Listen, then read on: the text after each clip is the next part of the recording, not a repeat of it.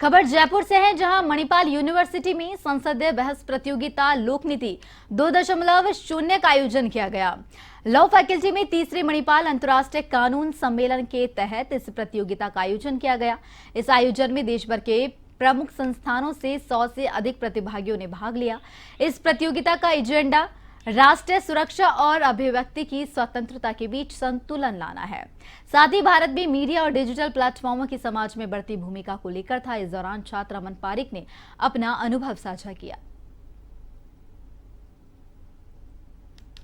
युवाओं में लोकतांत्रिक मूल्यों को विकसित करने और उनकी रुचि और उनकी जो अभिव्यक्ति है उसको व्यक्त करने के लिए हर साल स्कूल और कॉलेजेस युवा संसद का आयोजन करती है, जहां पे अलग अलग क्षेत्र से युवा जो स्टूडेंट्स हैं वो शामिल होते हैं और अपने विचारों को व्यक्त करते हैं।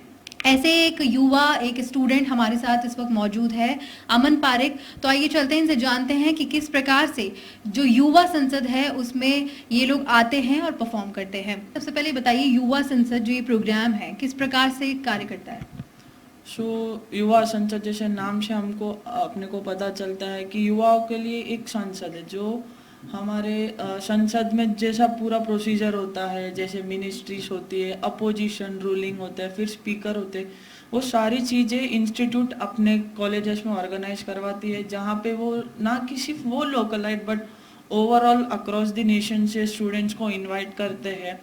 देन जिस स्टूडेंट का जितना एक्सपीरियंस होता है उसके ऊपर उन लोगों को पोर्टफोलियो असाइन करते हैं प्रॉपर। मतलब आप जैसे मैं आपको बताऊँ, जैसे हमारे प्राइम मिनिस्टर जी है, प्राइम मिनिस्टर जी का पोर्टफोलियो होता है, फिर leader of opposition, speaker, then home ministry, जितने भी मिनिस्टर है तो सारे मिनिस्टर्स के पोर्टफोलियो स्टूडेंट्स को असाइन करते हैं और फिर स्टूडेंट्स को वो चीज़ के ऊपर वो पर्टिकुलर पोर्टफोलियो पे रिसर्च करके उस चीज़ पर अपने विचार रखने होते हैं। जी, तो अमन, जिस प्रकार से आप बोल रहे हो कि पूरे पार्लियामेंट का स्ट्रक्चर वहाँ पे तैयार किया जाता है और लोग वहाँ पे परफॉर्म करते हैं, अपने विचार रखते हैं, आपने अब तक किन किन को एट्रीब्यूट किया है, किस प्रकार से बताइए?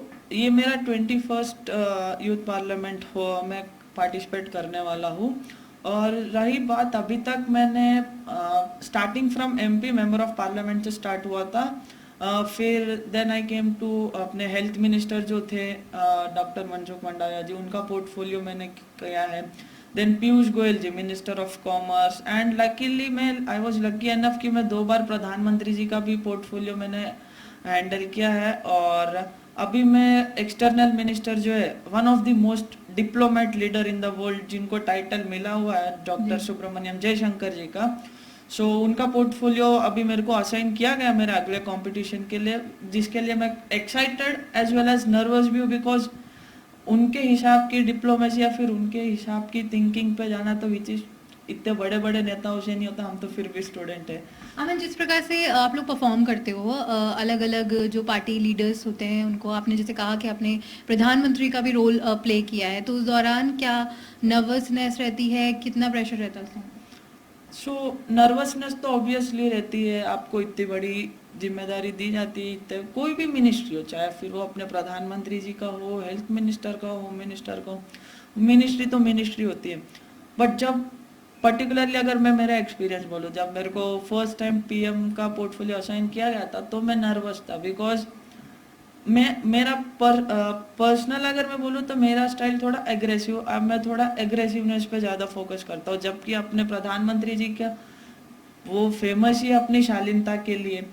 तो मेरे लिए वो थोड़ा मुश्किल था कि अपने अग्रेसिवनेस को कम करके वो तरीके की शालीनता लाने के लिए, शालीनता प्लस सरकाज़म दोनों लाना इस was quite difficult for me, मेरे लिए थोड़ा मुश्किल था। बट हाँ, मैंने अच्छे से पोर्ट्रेट किया था। और ये कंपटीशन में एक और चीज़ होता है कि आप वो मिनिस्टर की तरह फिर वो पॉलिटिशियन की तरह ड्रेसअप होके भी जाना पड़ता है। जब पहली बार हुआ था, जो अपने मोदी जी का वो मोदी शूट जो बोलते हैं, तो वो तरीके से मैं गया था एंड इट वाज क्वाइट अच्छा था। मतलब जब पहली बार पीएम का पोर्टफोलियो मिला था मेरे जैसे कि आपने बताया कि ये एक कंपटीशन होता है, तो क्या इसमें एक विनिंग प्राइज भी डिसाइडेड होता है, क्या रहता है इसकी? जी, ये तो खैर विनिंग तो होता है, बट इंस्टीट्यूट टू इंस्टीट्यूट पे डिपेंड करता है। तो जो मेन प्राइजेस होते हैं मैं वो आपको बताता हूँ कि एक तो होता है बेस्ट डेलीगेट का, कोई भी हो सकता है, इट इज़ नॉट नेसेसरी कि रूलिंग से ही हो या फिर अपोजिशन से हो, कोई भी हो सकता है।